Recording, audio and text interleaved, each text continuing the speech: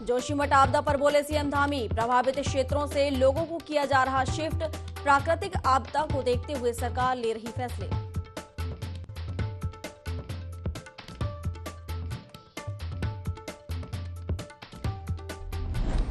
Kashipur police की सफलता, 15,000 के इनामी बदमाश को किया गिरफ्तार, लंबे समय से चल रहा था फरार।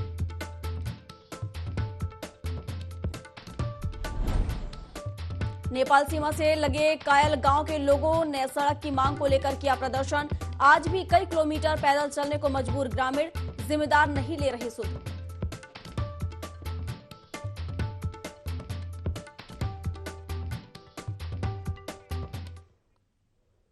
नमस्कार, देवभूमि लाइव देख रहे हैं आप, मैं हूं आपके साथ प्रियंका। बुलेटिन की शुरुआत करेंगे बड़ी खबरों के साथ और इस वक्त की बड़ी खबर देहरादून से, जहां धामी कैबिनेट की बैठक खत्म हो चुकी है।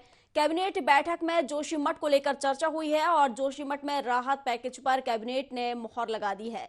प्रभावित लोगों को 5,000 रुपए दिया जाएगा किराया और 4 से 5,000 रुपए किया गया है किराया। प्रभावित लोगों का बिजली और पानी का बिल माफ होगा। इसके साथ ही केंद्र सरकार से आर्थिक पैकेज की मांग की जाएगी और जोशीमठ को लेकर धामी कैबिनेट की विशेष बैठक हुई है जिसमें ये फैसले लिए गए हैं। तो ये बड़ी बैठक, धामी कैबिनेट की बैठक खत्म हो चुकी है।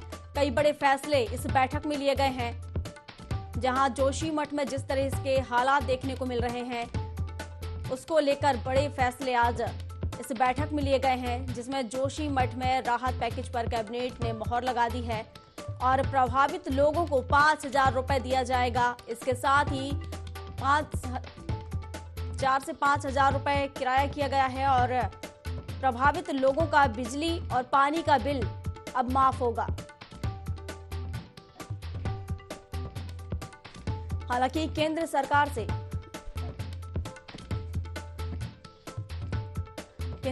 से आर्थिक पैकेज की मांग की जाएगी।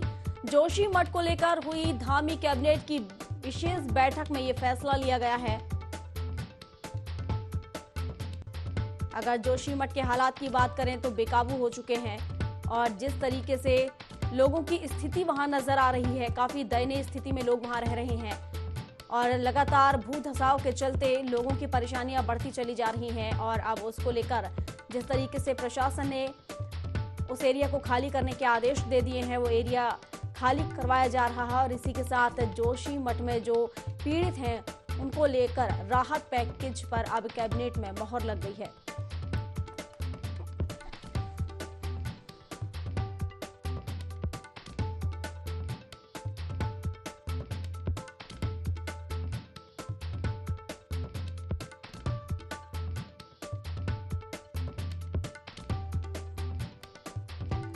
तो ये बड़ी खबर आपको बता रहे हैं, जोशीमठ में जहां लगातार भू धसाव देखने को मिल रहा है उसको लेकर धामी कैबिनेट की बैठक हो रही थी जो खत्म हो चुकी है। कई फैसले लिए गए हैं, कई विषयों पर यहां चर्चा हुई और जोशीमठ में राहत पैकेज पर अब कैबिनेट में मुहर लगा दी है।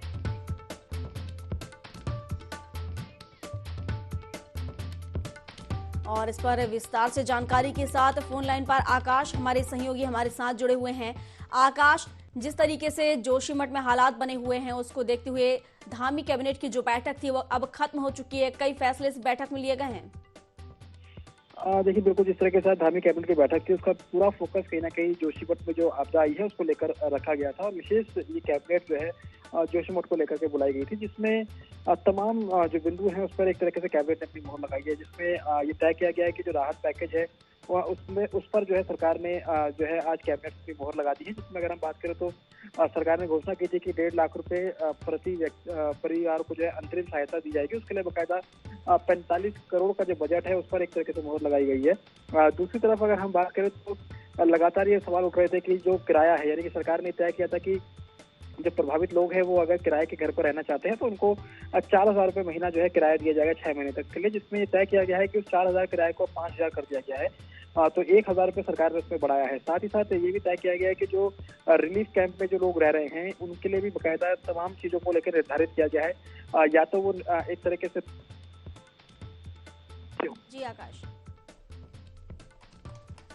तो ये बड़ी बैठक देहरादून से आपको बता रहे हैं जहां सीएम पुष्कर सिंह धामी ने बैठक ली है और कई निर्देश यहां पर देखा जाए तो कई प्रस्तावों पर मोहर भी लग गई है केंद्र सरकार ने।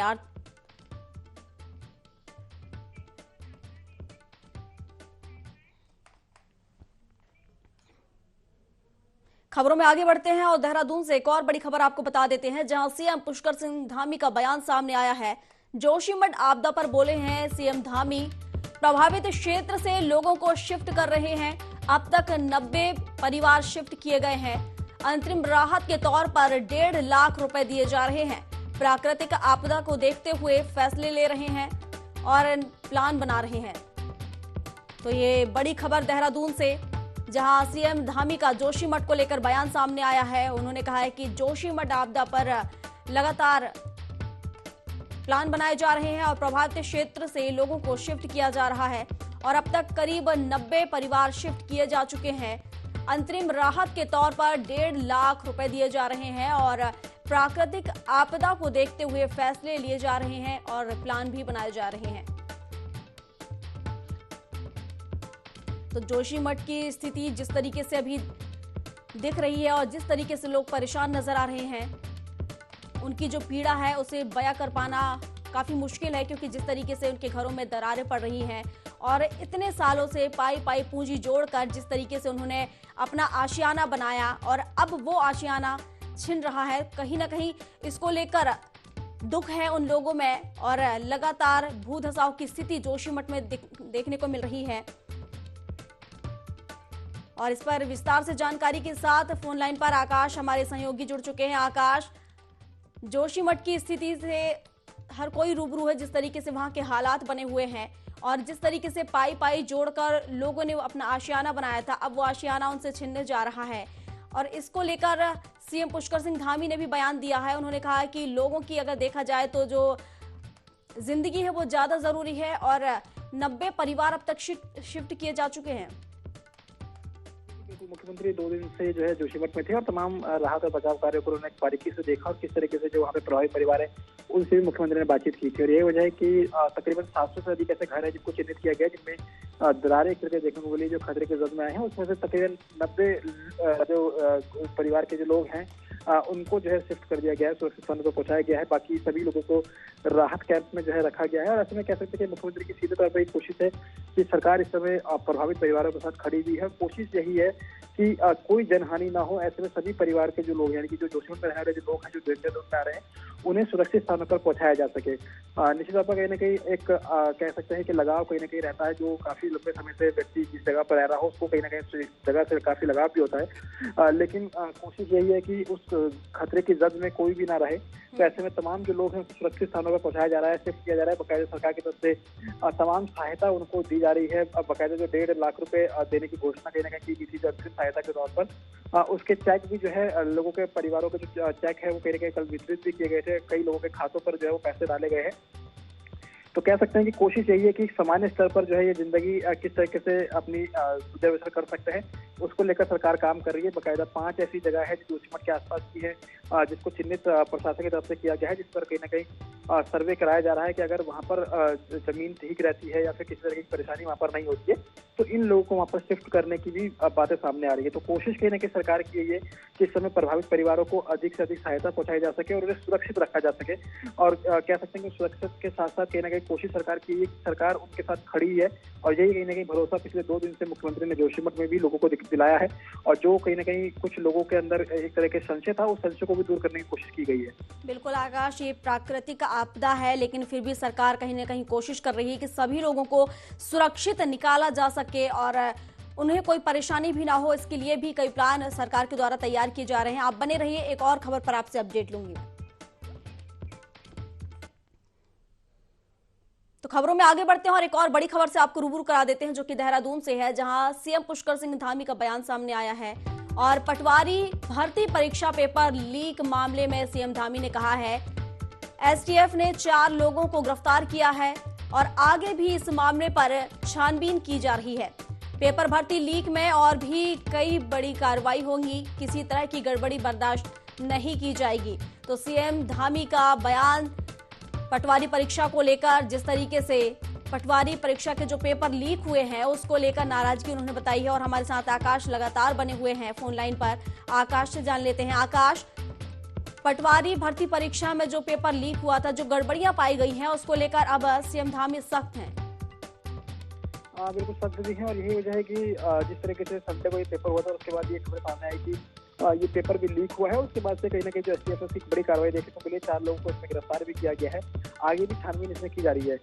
लेकिन सरकार की कोशिश अब ये है कि किस तरीके से इस नकल माफियाओं को एक तरीके से उस पर अंकुश लगाया जाए, जिसके लिए बकायदा आज जो कैबिनेट बैठक हुई थी उसमें ये भी तय किया गया है। यानी कि बिल्कुल आकाश, काफी सख्त नजर आ रहे हैं सीएम पुष्कर सिंह धामी और उन्होंने कहा है कि गड़बड़ी पाए जाने पर उसे बर्दाश्त नहीं किया जाएगा। शुक्रिया आपका तमाम जानकारियों के लिए।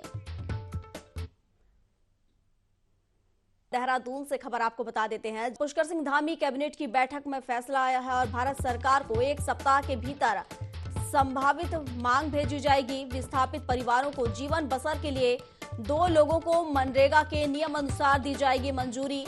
पशुओं के पालने के लिए 15,000 रुपए का फैसला, अब यानी उन लोगों को 15,000 रुपए दिए जाएंगे और पशुओं के चारा के लिए 80 रुपए प्रतिदिन दिए जाएंगे।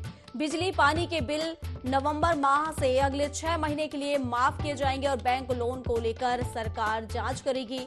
आपदा प्रबंधन विभाग पहाड़ी शहरों की केयरिंग कैपेसिटी की करेगी जांच। तो ये बड़ी खबर आपको बता रहे हैं देहरादून से, जहां बिजली पानी के बिल नवंबर माह में और पशुओं के चारा के लिए 80 रुपए दिए जाएंगे, पशुओं को पालने के लिए 15,000 रुपए। तो ये देहरादून से खबर, जहां धामी कैबिनेट की बैठक में ये फैसला लिया गया है। और फोन लाइन पर आकाश हमारे साथ, हमारे सहयोगी बने हुए हैं। आकाश, सीएम धामी कैबिनेट की जो बैठक हुई है उसमें बड़े फैसले लिए गए हैं, कौन कौन से फैसले उसमें लिए गए हैं? देखिए, इस तरह कैबिनेट बैठक हुई थी। कैबिनेट बैठक में पूरा जो विशेष तौर पर जो कैबिनेट थी वो जोशीमठ को लेकर के बुलाई गई थी। इसमें तय किया गया है कि उत्तराखंड सरकार जो है आपदा प्रबंधन विभाग जो है वो एक पैकेज जो है राहत पैकेज के तौर पर जो है एक एस्टिमेट जो है तैयार करेगा पिछले हफ्ते में। उसमें उस पैकेज को तैयार करने के बाद जो है मुख्यमंत्री को वो रिपोर्ट सौंपी जाएगी, जिसके बाद केंद्र सरकार से ये आग्रह किया जाएगा कि वो एक तरह से सहायता जो है उत्तराखंड को दे, जिस तरह जोशीमठ में जो आपदा आई है। दूसरी तरफ अगर हम बात करें तो जो तमाम परिवार हैं उनको लेकर के, जो प्रभावित परिवार है उनके लिए भी ये तय किया गया है कि जिस तरीके से जो 4,000 रुपये किराया था उसको 5,000 रुपये कर दिया गया है। साथ ही साथ ये भी तय किया गया है कि जो पशुओं को जो लोग पाल रहे थे उन्हें अब शिफ्ट करना है, तो उसमें तय किया गया है कि 15,000 रुपये पर पशु जो है एक तरीके से सरकार की तरफ से दिया जाएगा, जिसमें कि वो अपने पशुओं को जो है दूसरी तरफ शिफ्ट कर सकते हैं। साथ ही साथ अगर हम बात करें तो जिस तरह की क्षमता कहीं ना कहीं उत्तराखंड में पिछले देखने को मिला है कि कहीं ना कहीं बढ़ोतरी हुई है, तो ऐसे में अब सरकार ने तय किया है कि तमाम जो पहाड़ी क्षेत्र हैं, जो पहाड़ी शहर है, उनकी कैरिंग कैपेसिटी जो है वो एक तरीके से आपदा प्रबंधन विभाग करेगा, जिसमें कि कहीं ना कहीं ये कोशिश करी जाएगी कि उसकी कैरिंग कैपेसिटी कितनी है और उसी कैरिंग कैपेसिटी के आधार पर जो है वहाँ पर जो बनावट है या फिर विकास है वो एक तरह से किया जाएगा। तो कह सकते हैं कि बड़े महत्वपूर्ण फैसले कहीं ना कहीं एक तरीके से राज्य कैबिनेट की बैठक में आज हुए हैं और निश्चित तौर पर कहीं ना कहीं जो जोशीमठ में रहने वाले लोग हैं उन्हें एक तरीके से राहत को पहुंचाने की कोशिश जो है सरकार ने की है। सच कहा आपने आकाश की, इस फैसले के जरिए कहीं ना कहीं उन लोगों को राहत जरूर मिलेगी। शुक्रिया आपका। ये बड़ी खबर बता रहे थे देहरादून से, जहां भारत सरकार को 1 सप्ताह के भीतर संभावित मांग भेजी जाएगी और विस्थापित परिवारों को जीवन बसर के लिए कई फैसले लिए गए हैं। चलिए बड़ी खबरों के बाद रुक कर लेते हैं खबरों का। चंपावत जिले के रेघाड़ी ग्राम सभा के मटियार में बनाए गए एनम सेंटर में ग्रामीणों ने विभाग पर गुणवत्ताहीन कार्य करने का आरोप लगाया है। ग्राम प्रधान प्रतिनिधि मोहन सिंह ने बताया कि 7-8 महीने बाद एनम सेंटर में लगाई गई टाइल्स उखड़ने की कगार पर पहुंच गई है। उन्होंने विभाग व ठेकेदार पर मिलीभगत कर सरकारी धन का दुरुपयोग कर घटिया निर्माण कार्य करने का आरोप लगाया। तो वहीं ग्राम प्रधान प्रतिनिधि मोहन सिंह ने जांच और दोषियों पर कड़ी कार्रवाई की मांग की।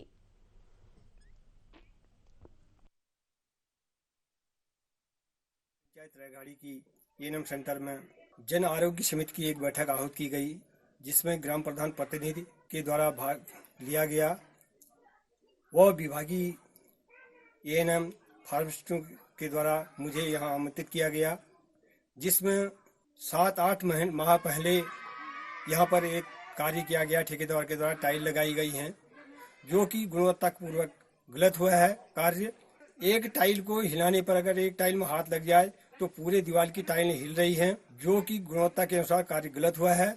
इसका संबंधित विभाग को भी और जिलाधिकारी महोदय, मुख्य शिक्षा अधिकारी को इसकी सूचना तुरंत ग्राम।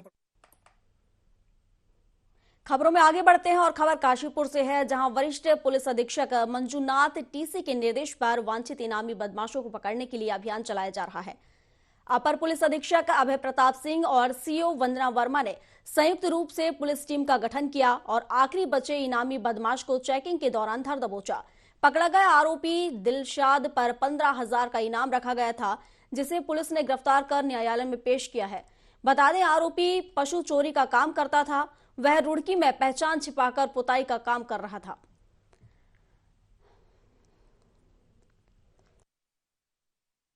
काशीपुर सर्किल में जो कुल 11 इनामी थे, उसमें ये आज अंतिम इनामी, जो गैंगस्टर के मुकदमे का अंतिम इनामी था दिलशाद, ये सातिर किस्म का व्यक्ति है, जो कि मुरादाबाद का रहने वाला है। और गिरफ्तारी से बचने के लिए इसने वहाँ की सभी अपनी चल अचल संपत्ति को बेच दिया था। ये 15,000 का इनामी व्यक्ति है। आज इसको माननीय न्यायालय के समक्ष हमारे द्वारा पेश किया जाए। हरिद्वार की आबकारी अधिकारी प्रभाशंकर मिश्रा ने सघन चेकिंग अभियान चलाया, जिसमें अवैध शराब निर्माण के खिलाफ करीब 200 से अधिक मुकदमे सामने आए। वहीं इस दौरान हजारों लीटर लहान नष्ट किया गया। इस दौरान आबकारी अधिकारी प्रभाशंकर मिश्रा ने बताया कि सितंबर से अभी तक करीब 100 करोड़ रुपए की वसूली की जा चुकी है। आगे भी यह अभियान लगातार जारी रहेगा।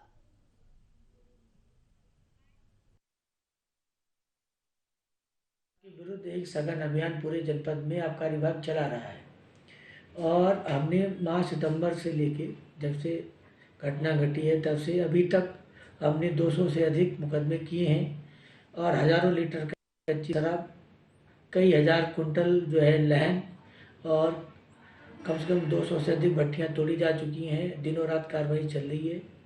उसके बावजूद भी यह कार्रवाई ऐसा लग रहा है कि अभी नाकाफी साबित हो रही, क्योंकि लगातार जो है इसका प्रकरण प्रकाश में आ रहे हैं। लेकिन हमने जो है इसको जो समूल नष्ट करने का पूरा अभियान चला रखा है और जल्दी जो है इस पर जो है हम लोग काबू पा लेंगे।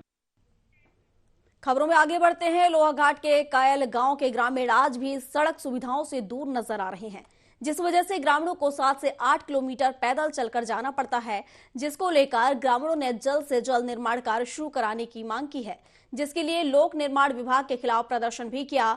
वहीं किसान नेता मोहन चंद्र पांडे ने बताया, 2 साल पहले मुख्यमंत्री पुष्कर सिंह धामी ने गांव के लिए 11 किलोमीटर लंबी सड़क निर्माण करने की घोषणा की थी, जिसके लिए जरूरी सर्वे भी किया गया, लेकिन उसके बाद से ही काम बंद पड़ा है। ग्रामीणों ने जल्द निर्माण कार्य शुरू होने पर डीएम कार्यालय के बाहर धरने पर बैठने की चेतावनी दी है। कहा है कि अगर जल्द कार्य पूरा नहीं होगा या निर्माण कार्य शुरू नहीं किया जाएगा तो धरना दिया जाएगा। रोड की घोषणा हुए लगभग 2 वर्ष हो गए हैं। उसके बाद जो है 6 माह पूर्व पीडब्ल्यूडी, राजस्व विभाग और फॉरेस्ट की जो संयुक्त सर्वे था वो भी पूरा हो गया है, लेकिन अभी तक जो है रोड का कार्य प्रारंभ नहीं किया गया है, जिससे गांव वालों में पूरा बहुत आक्रोश है। लेकिन रोड नहीं होने के कारण वह अनाज जो है बाजार तक नहीं पहुंचाया जा सकता है, जिसकी वजह से पूरे गांव वालों का कहना है कि जल्द से जल्द रोड का निर्माण कार्य शुरू किया जाए, अन्यथा जो है रोड के लिए आंदोलन किया जाएगा। मसूरी व्यापार मंडल ने राधा कृष्ण मंदिर सभागार में गरीब और जरूरतमंद लोगों को कंबल का वितरण किया। कड़ाके की सर्दी में लोगों को कंबल और वस्त्र मिलने से काफी राहत मिली। कार्यक्रम में बतौर मुख्य अतिथि पहुंचे उप जिला अधिकारी शैलेंद्र सिंह नेगी ने कहा कि निःशुल्क कपड़ा वितरण कार्यक्रम बेहतर पहल है, लोगों को इससे बहुत राहत मिली है। उन्होंने कहा कि अन्य लोगों को भी ऐसे कार्यक्रमों के लिए आगे आना चाहिए।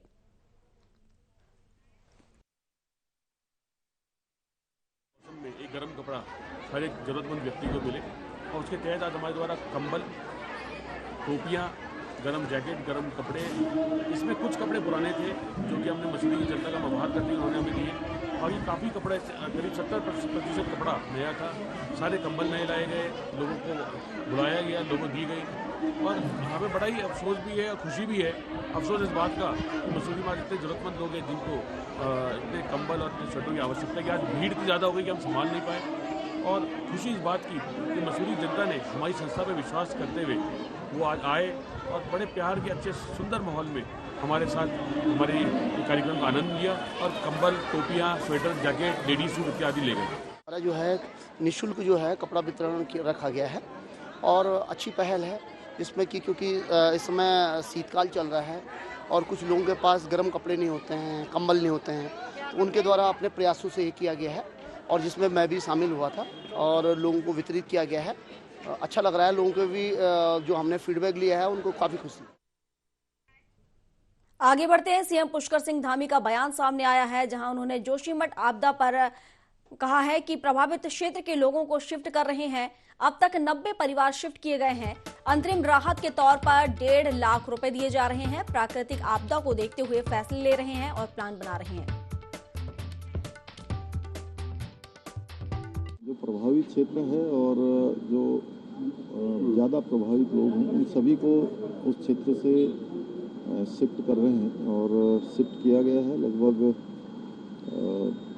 90 के आसपास परिवार होंगे जिनको शिफ्ट किया जा चुका है अभी तक और जहाँ जहाँ भी लग रहा है कि उनको शिफ्ट करने की आवश्यकता उनको शिफ्ट किया जा रहा है और फौरी तौर पर अंतरिम राहत के रूप में 1.5 लाख रुपए की धनराशि देना वहाँ पर प्रारंभ कर दिया है। कल से ही प्रारंभ हो गई है और अभी किसी के मकानों को तोड़ा नहीं जा रहा है। आवश्यकता पड़ने पर उनको खाली करवाया जा रहा है। वहाँ पर सर्वे करने वाली टीम काम कर रही है। बाकी जनजीवन वहाँ का सामान्य है, 60% से ज़्यादा चीज़ें सामान्य रूप से चल रही हैं और हम जो पुनर्वास की कार्रवाई है उसको पूरी प्लानिंग के साथ कर रहे हैं। आपदा आई है क्योंकि प्राकृतिक आपदा है, लेकिन उसके बाद की जो सारी कार्रवाई है उसके लिए हम सारे फैसले ले रहे हैं, सारे आगे के प्लान। देवभूमि लाइव में अभी के लिए बस इतना ही। अधिक जानकारी के लिए आप बने रहिए हमारे साथ और देखते रहिए IND24। नमस्कार।